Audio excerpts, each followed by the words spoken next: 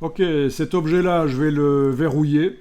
Donc dans la palette des calques, par exemple, je verrouille. Comme ça, je vais pouvoir aller à la plume, tracer un autre objet. Comment on fait parce que d'un coup.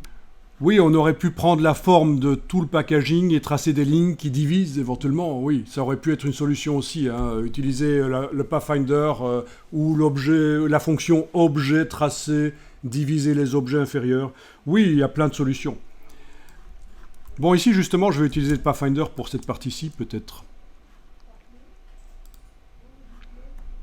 Donc, à la plume, clic, voilà.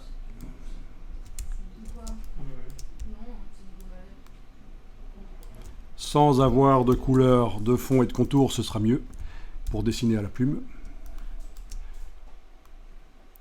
Donc il faut vraiment utiliser les raccourcis clavier et la barre d'espacement sur le clavier pour bouger. La touche commande du Mac ou contrôle du PC pour appeler la flèche. Et c'est là que j'aurais pu faire un objet qui déborde et puis utiliser le Pathfinder, mais finalement non, je vais le coller là.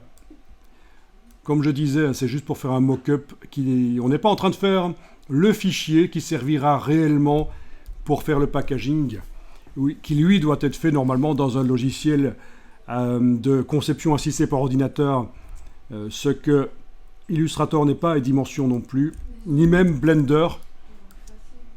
Alors, touche Shift pour que le point, voilà, soit bien horizontal. Enfin, c'est du basique, ça. Voilà.